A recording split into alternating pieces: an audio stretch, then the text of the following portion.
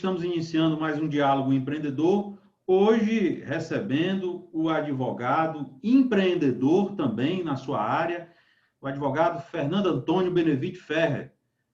Fernando é um militante, professor, militante da área do direito trabalhista e que vem trilhando nesta área do direito com sucesso, inclusive condecorado por várias comendas pelos tribunais do trabalho do Ceará, no Piauí e em outros também, em que eu fiz questão de convidar para participar do nosso programa, para conversarmos sobre a atual conjuntura do direito trabalhista em que ele milita e também sobre a mudança que tem acontecido nos escritórios de advocacia, porque os advogados também são empreendedores e está havendo uma mudança e quem sai ganhando é o consumidor, são os clientes. E o doutor Fernando aqui vai conversar conosco sobre essa mudança, sobre essa especialização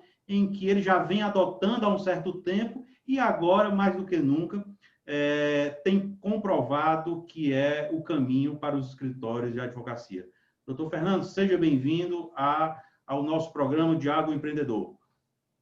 Obrigado, Jackson Pereira Júnior, obrigado aos assinantes. Com muita gratidão e felicidade que nós somos aqui convidados por você, recebido. É uma felicidade muito grande estar aqui com vocês. Parabéns pelo seu diálogo empreendedor. É importante fomentar, porque a gente, inclusive, já fomenta isso há algum tempo em canal de televisão, levando a orientação àquela pessoa mais humilde, mais carente, e tem muitas pessoas que às vezes assistem certos programas, debate, besteira para ele, porque já tem um conhecimento notório do assunto, mas a percepção na grande maioria da população que, infelizmente, é muito carente de informação. Então, é importante, uma importância, um diálogo aberto e que as pessoas realmente acompanhem e fiquem atualizados nos momentos oportunos. O Diálogo Empreendedor vai ao ar todas as quartas-feiras, às 20 horas, com reprise aos sábados e domingos, às 9 horas, através da nossa TV, canal através da BrisaNet, canal 176, através da TCM, TV a cabo Mossoró, para vários municípios no Rio Grande do Norte, canal 16.6, e através da Telecab, canal 94, e através das redes sociais e do portal Economic News Brasil. Doutor Fernando, primeiramente eu queria que o senhor explicasse aos nossos telespectadores, aos nossos empreendedores que nos assistem, sobre esta mudança, essa segmentação que vem acontecendo nos escritórios de advocacia e que eu que lhe acompanho, apostou, né, há alguns anos já nessa segmentação e agora comprova que isso é a tendência, né? Até acompanhando essa mudança que houve nesses últimos meses, né, que alguns chamam de um novo normal, mas muitas empresas estão se reinventando. Os escritórios de advocacia também estão se reinventando? Olha, Jackson, você falou muito bem, a justiça trabalhista, o seu trabalho, ela nunca imaginou que ia passar por um período dessa natureza. Há bem pouco tempo, veio a reforma em 2004, depois veio a reforma trabalhista agora em 2017, e as questionava muito da extinção da justiça do trabalho.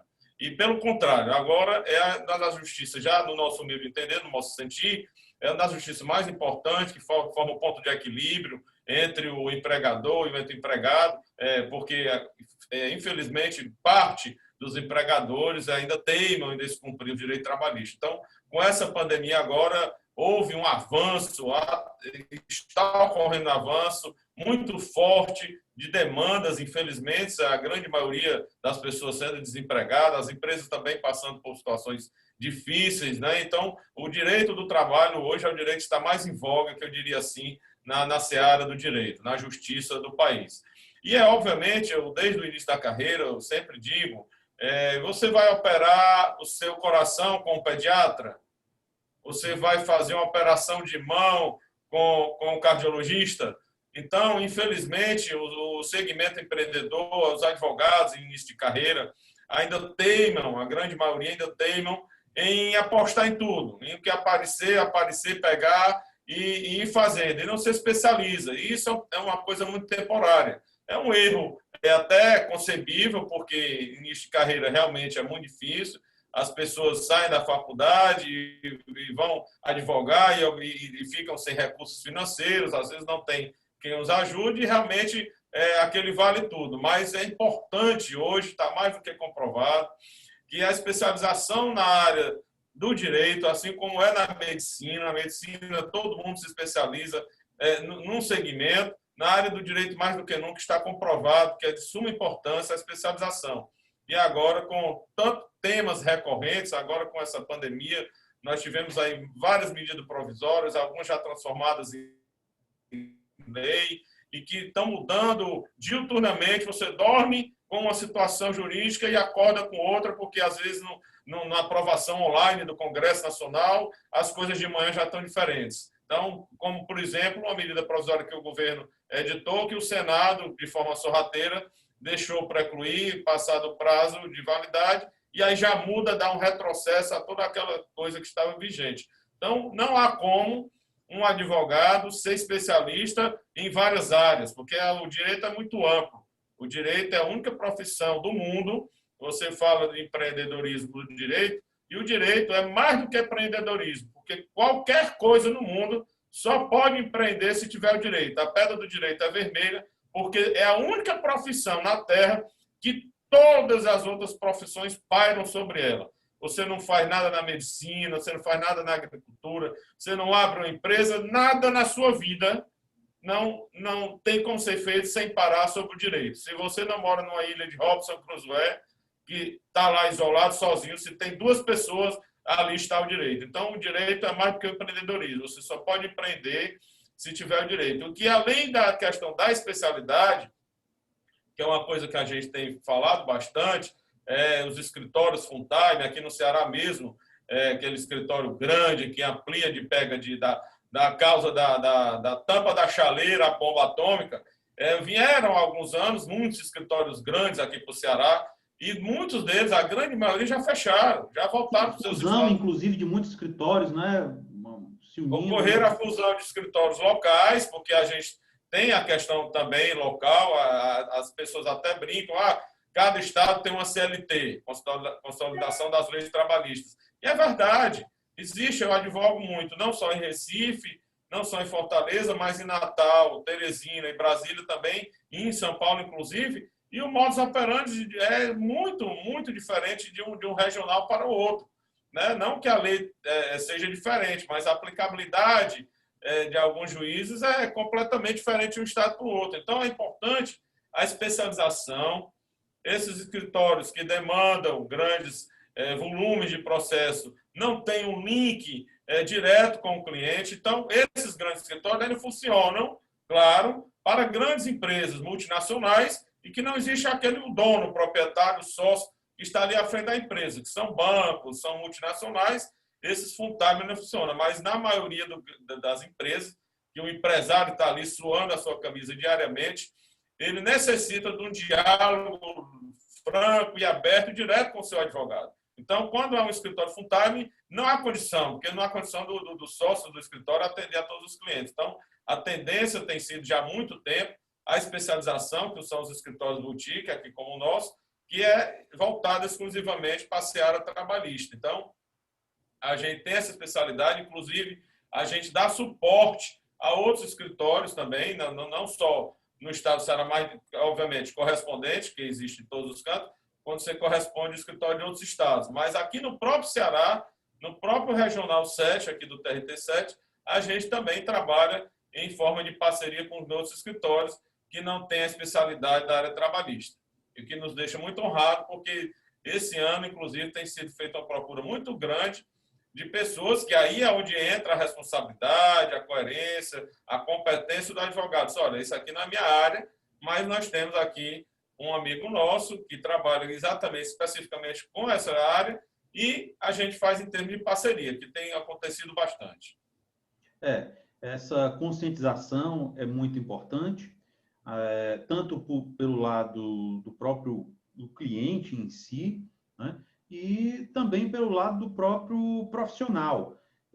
Como o senhor bem disse, no início de carreira, muitas vezes o profissional ele pode tentar fazer um pouco de cada área, até para se encontrar, podemos dizer assim, né? Sobre Exatamente, é qual é a área difícil. que realmente ele pretende Ah, seguir. isso aí é uma dica que a gente deixa aí ao jovem advogado, à jovem advogada, e no início, nos bancos da faculdade não existia coisa melhor, mais apaixonante, mais brilhante que o direito penal.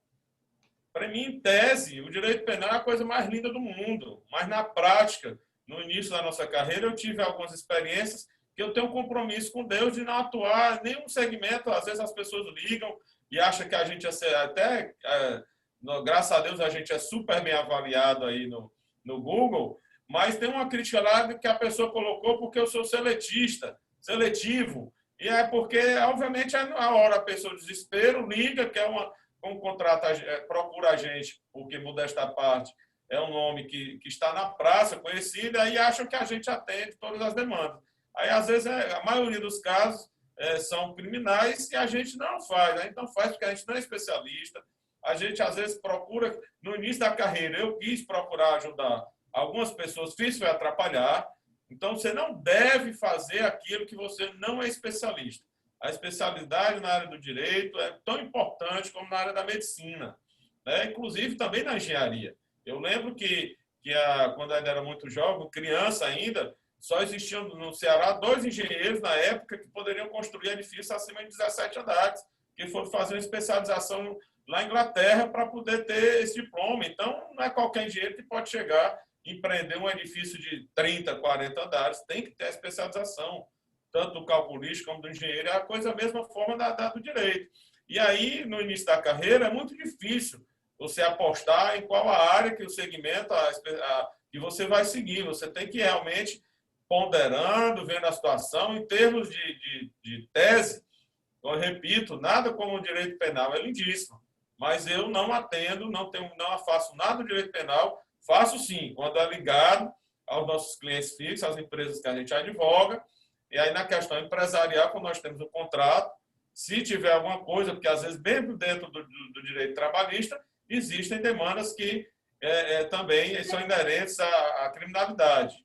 Né? Mas a gente é específico na área trabalhista, na área civil também, mas na área tributária, na área do direito penal, a gente não faz qualquer tipo de demanda, a gente deixa para os colegas especialistas na área, que é o que eu oriento aos colegas advogados ao início de carreira no escritório. Quando a gente iniciou, você é um dos testemunhos disso, a gente abria a porta, limpava o chão. Então, as pessoas não devem, porque muitos colegas jovens advogados correm, acham que a mina do ouro é o direito trabalhista. Por quê? Porque a celeridade dos processos trabalhistas é enorme. A questão da execução, a primeira audiência, quando é feito acordo, que todo mau acordo é melhor do que uma boa briga. E aí, como às vezes, geralmente é feito um acordo na audiência, já resolve ali, já começa a ganhar dinheiro e acha que ali é a solução. Mas quando começa a achar que é a solução, é o momento de você se especializar. Então, eu vou ficar aqui só na trabalhista. Aí, o que corre em erro, grande maioria, é que aparece uma ação de outro tipo, de penal, família e tudo, aí começa a tirar para todos os lados. Aí, realmente, sucumbe a questão da especialidade. Mas nós, quando optamos em 1998, 99, por direito trabalhista, muitas e muitas causas em outras áreas nós declinamos, exatamente para não ficar atirando ao relento e com venda nos olhos, e focar exatamente no tema. E graças a Deus hoje essa aposta da gente deu certo. E gostaria, inclusive, de ressaltar, doutor Fernando é o CEO da Fernando Ferre Advogados, e que também já entrou na parte até da sucessão com a sua filha, Priscila Ferre, também seguindo os seus caminhos, né? Compondo a banca e também militando na mesma área.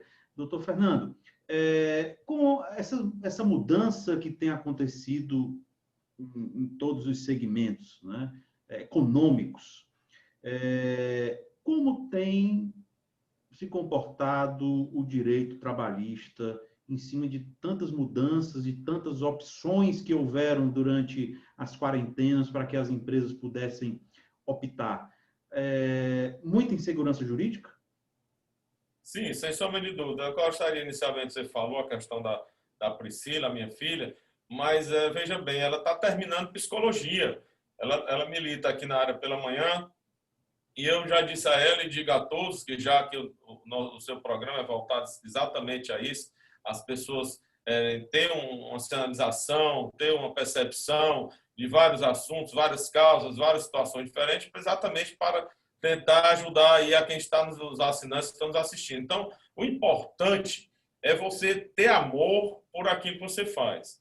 Porque eu vejo, o Jackson, colegas, até parentes que recebem de mão beijada um nicho no jurídico, falando aqui especificamente do jurídico, do escritório de advocacia, escritórios enormes, lindíssimos, porque os pais foram grandes advogados, mas infelizmente os filhos, mesmo se formando em advocacia, não têm o apego, não têm o amor, que é tudo que você faz com amor, você mesmo não sendo um grande especialista, você faz com paixão e você vai aprendendo, né? Porque nos bancos da E com faculdade, as ética, pessoas né? E com com a ética. ética, obviamente, acima de tudo, mas nos bancos da faculdade é só uma orientação.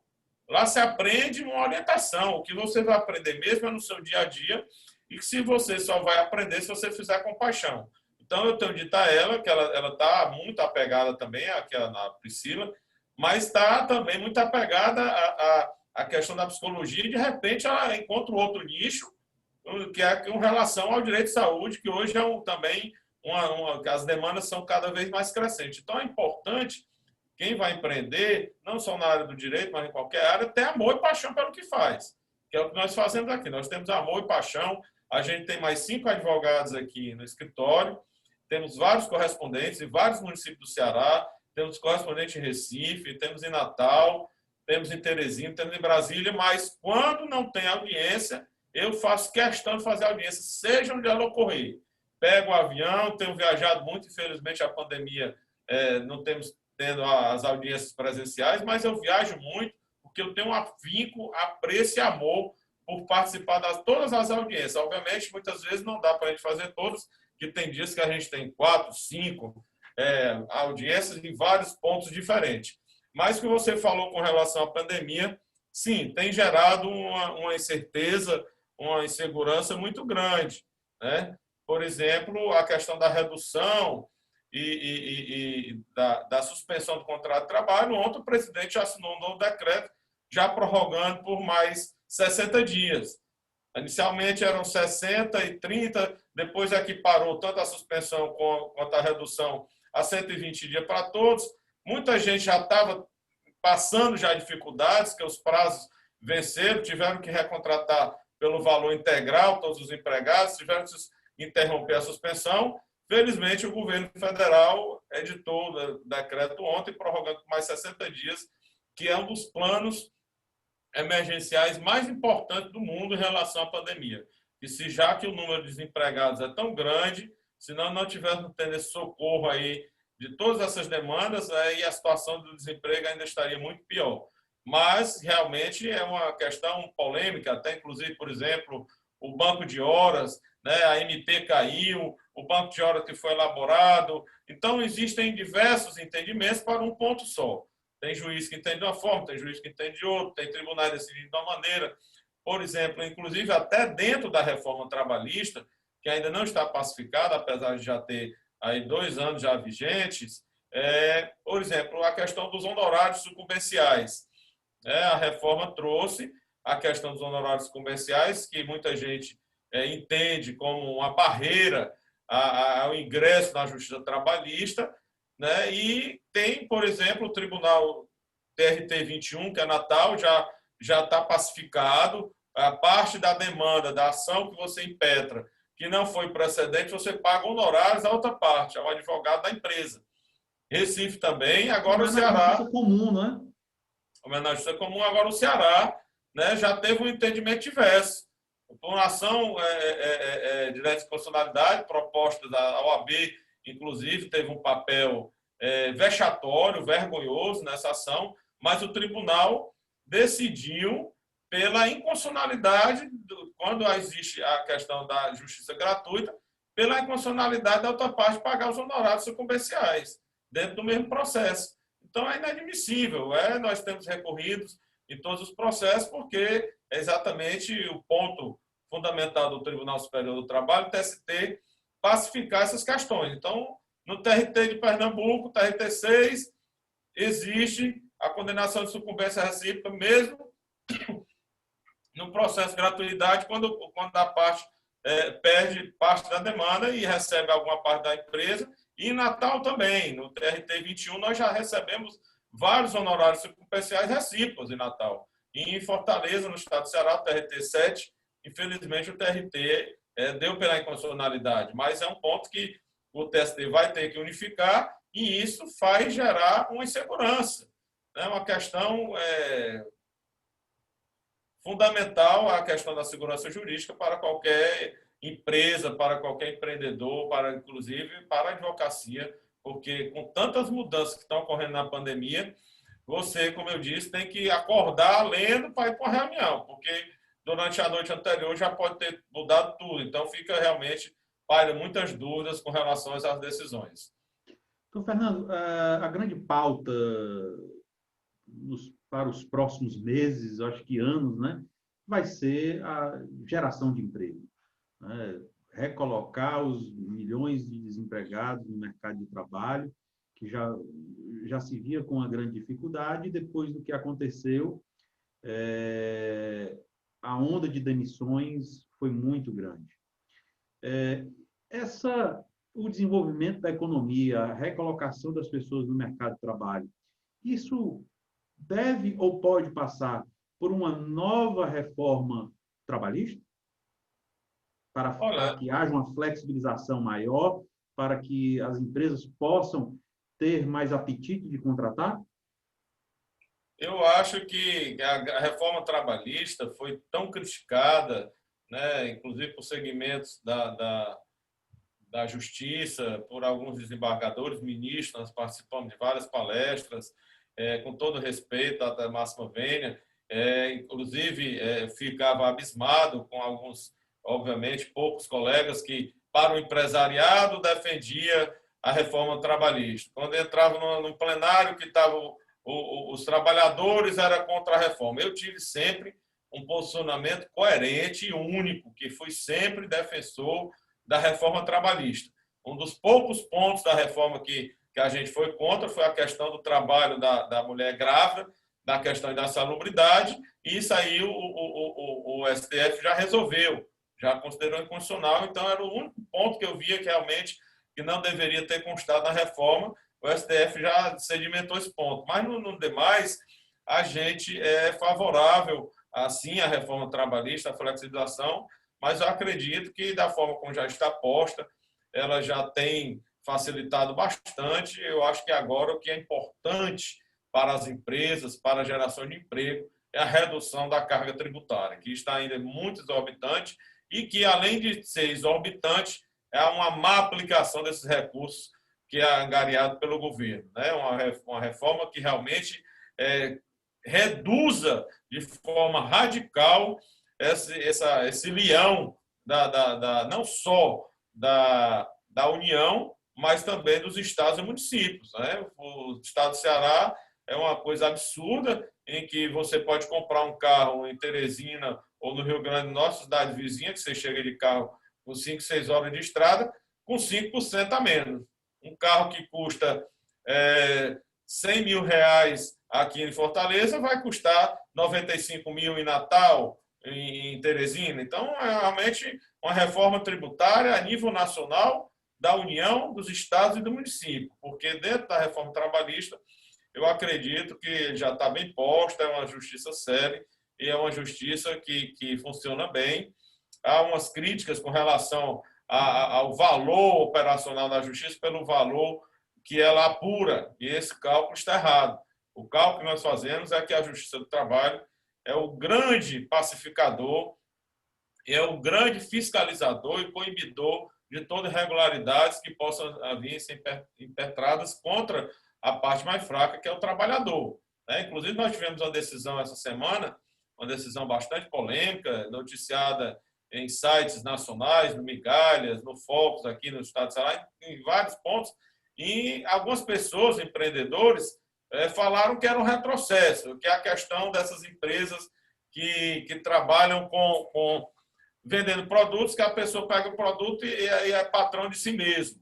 Né? Então, algumas pessoas criticaram a decisão porque não tem conhecimento de base. O que ocorre é o seguinte, os exemplos, a empresa que foi condenada, que a gente advoga para reclamante, foi a Mary Kay. A Mary Kay tem os produtos, você vai lá, pega o produto e revende. Esse revendedor de base, esse realmente não tem, a Justiça do Trabalho não tem caracterizado o vínculo, não tem coibido essa atividade, não é um retrocesso de forma alguma. Ocorre que, dentro da própria defesa da empresa, a nossa cliente ela não era mais uma vendedora de base. Eles estão formando uma pirâmide humana, né, na responsabilidade do trabalhador. E dentro da própria defesa, aduz que transfere o risco para esse trabalhador. Então, é inadmissível que qualquer negócio transfira o risco para o empregado. O risco é da empresa. Inclusive, até com metas a cumprir, né? As metas, as metas é importante até pelo valor que vai receber, mas pior do que as metas as cobranças que as pessoas que estão abaixo da pirâmide, aquelas que realmente não têm a Justiça do Trabalho, não tem caracterizado e realmente não tem um vínculo, que ela não sofre nada, se ela deixarem de pagar ou algum defeito, vão descontar daquele que está no topo da pirâmide. Então, transferir toda a responsabilidade, né, todo o custo de uma empresa que tem que ter uma gerência... A inadimplência recaía sobre o revendedor? Recair sobre o vendedor e a cobrança sobre ele também. Então, formando uma pirâmide humana, em que a base dessa pirâmide, a Justiça do Trabalho não reconhece vínculo. E você vai lá, eu vou na sua empresa, pego 10 toneladas de mercadoria, meu compromisso é de pagar. Como você me vende um preço bem inferior, e eu tenho condições de vender um preço superior, ok, não há vínculo. Agora, a partir do momento em que eu vou fazendo essa pirâmide, que vários outros ficam subordinados ao meu controle e eu respondo à empresa na questão de inadimplência, na questão das metas a serem cumpridas, aí realmente deixa de ser uma flexibilização para ser uma precarização do segmento do operário, que esse é o grande tema hoje com relação, não só no Brasil, mas no mundo todo, com relação à questão dos trabalhadores, se são empregados ou não dos aplicativos. Né? Porque realmente tem que ter uma normatização inerente, que inclusive já existe projeto na Câmara dos Deputados, né? Que eu acho que é do Celso Russomano, com relação a uma lei pertinente, que é o que nós defendemos, porque nós não podemos ter... Hoje nós temos uma decisão, vínculo do entregador do iFood. Aí amanhã o outro juiz, no outro terminal, não, nega o vínculo. Aí amanhã o tribunal, como os tribunais, pela grande maioria, têm negado o vínculo desses aplicativos. Mas o que nós precisamos... recentemente, nos Estados Unidos, um juiz determinou que o Uber e um outro aplicativo assumissem o lado trabalhista dos motoristas, simplesmente o Uber e outra empresa lá de transporte chegou e disse: encerra as atividades no Estado. Então, eu estou falando disso, que entra da questão do empreendedorismo individual, que hoje é um dos grandes, a questão da empresa individual hoje é um dos segmentos que mais cresce no mundo. Eu acho que tem que ser respeitado, tem sim que desenvolver, é uma forma de trabalho, é uma forma de onerar menos as empresas, né? É uma forma de você ter sua atividade.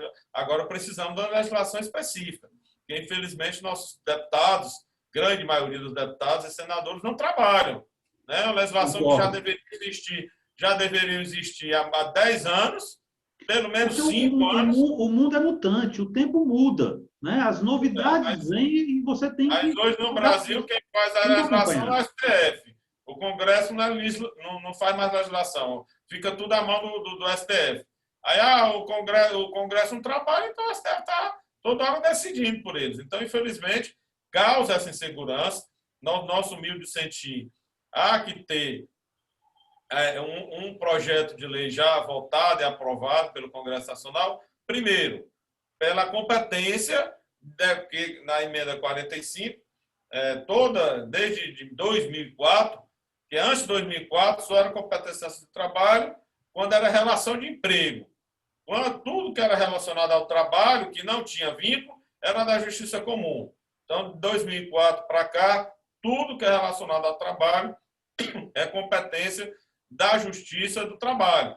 Mas ainda há uma celeuma que ainda existe com relação à questão desses aplicativos, porque às vezes, alguns, não estou dizendo aqui são só os aplicativos de entrega de alimentos, não. Alguns casos, eles obrigam ao outro a abrir uma empresa. Aí, quando a demanda é de uma empresa contra outra empresa, já deixa de ser da Justiça do Trabalho para a Justiça Comum, onde os processos são letárgicos, a coisa é muito mais difícil, porque a Justiça do Trabalho hoje é a justiça mais séria. Hoje não, já há muito tempo, sempre foi uma justiça que realmente tem um resultado. É importante o legislador sedimentar a competência desse empreendedor individual e trazer uma luz para que nem as empresas deixem de existir, deixem de fomentar o trabalho, deixem de fomentar o ganho, o dinheiro mesmo ao empreendedor individual, e que também ele não seja escravizado. Tenha que trabalhar 16, 18 horas ali estabacado, como diz aqui no Ceará, numa moto, que é o que nós estamos observando hoje, as motos na contramão, as motos lançando por cima das calçadas, atravessando sinal, não tem Como mais em São Paulo é muito comum, né? É muito comum. Então, nós temos que ter uma segurança jurídica, tanto das empresas como do empreendedor individual. Inclusive, uma medida muito boa do governo ano passado foi aquela MP Verde e Amarelo, em que possibilitou muitos jovens entrarem no mercado de trabalho. Agora, veio com a deficiência. Nós mesmos, na nossa empresa, uma jovem procurou um emprego, ela tinha passado poucos meses em um outro emprego, mas só pelo fato de ela ter passado pouco tempo em um outro emprego, que era até um trabalho temporário, a empresa não pôde contratá-la sobre os benefícios daquela MP que depois foi regulamentada. Eu vi que aquilo ali poderia ter sido ampliado, ter se encaixado. Na verdade, caducou. Na verdade, caducou. Então, dentro dessa questão que o Congresso não trabalha, e aí tem as questões políticas, foi até uma perseguição do presidente do Senado, tinha, inclusive, por exemplo, o acidente de trabalho. Você sai da sua casa para a empresa e acontecer alguma coisa com você, caracterizar acidente de trabalho dentro da MP, acabava. A empresa caducou, voltou. Não houve a regulamentação, mas ficaram de reeditar, não reeditaram, né? Mas, assim, até teve um ponto ali que foi discutido, que o ministro Paulo Guedes, que foi contra, que era ter incluído o idoso naquela MP, né? O Paulo Guedes foi contra, deixou só os jovens, mas poderia ter sido incluído também a terceira idade, que seria também um estímulo para que essas pessoas pudessem voltar ao mercado de trabalho. Mas como estamos chegando ao final do nosso programa, mas assim como o senhor disse, a reforma tributária também vai ser muito importante para que haja um desenvolvimento do nosso país.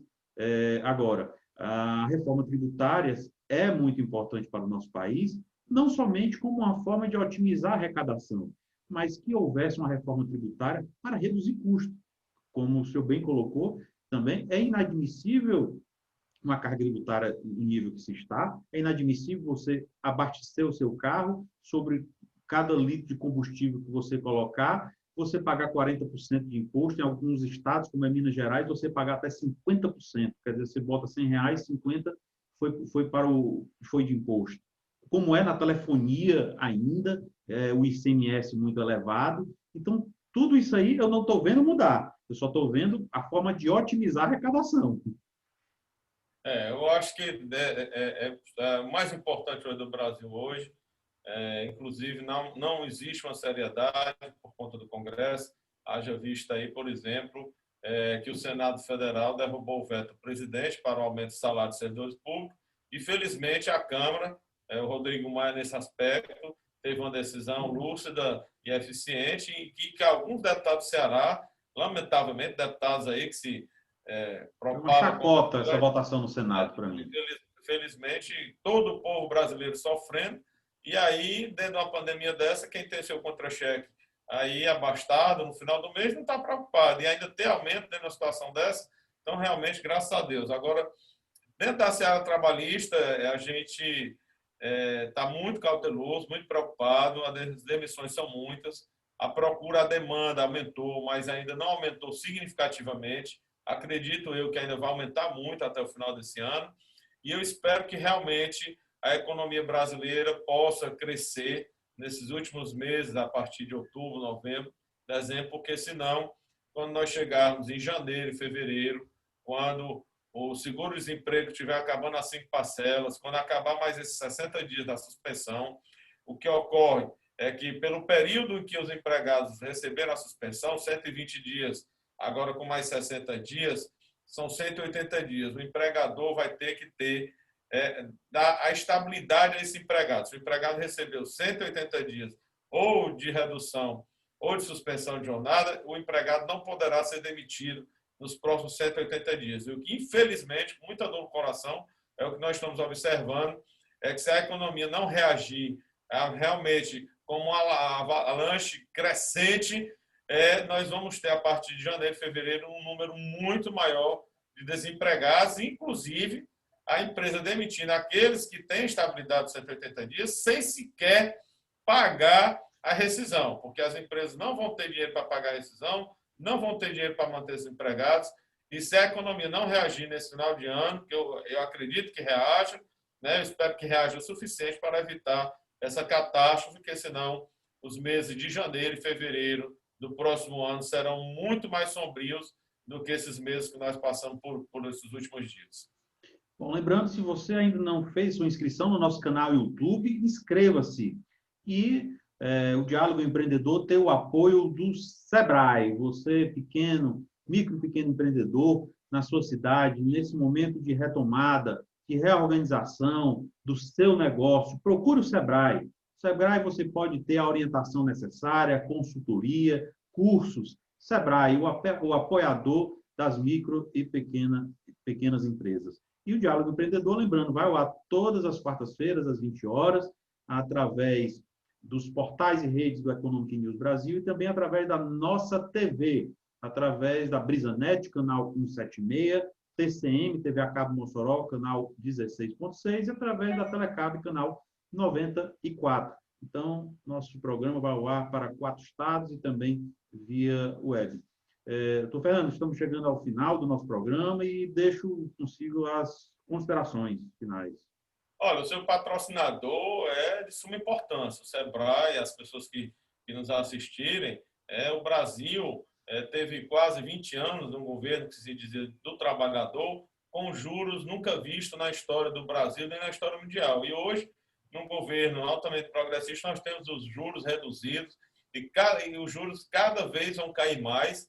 E o mercado, o investimento por parte das instituições financeiras estão cada dia melhores. Então, cabe ao assinante aí procurar realmente focar no seu objetivo, procurar o apoio do Sebrae e procurar os empréstimos que o governo federal, através do Banco do Nordeste, principalmente, está fomentando os negócios para que a gente possa realmente melhorar a economia do país. Então, o empreendedorismo, você está de parabéns, Jackson Júnior, por esse programa, porque o empreendedorismo é que faz com que as pessoas realmente busquem uma atividade importante para a mantença da sua família, dos seus entes queridos e acabar com essa história, porque o Brasil já devia ter há muito tempo mais cursos profissionalizantes, porque infelizmente eu vejo aí médicos, advogados, engenheiros que não exercem sua profissão e que sequer têm coragem de dizer que é formado nisso, aquilo outro, porque está agindo em outra atividade. Às vezes uma atividade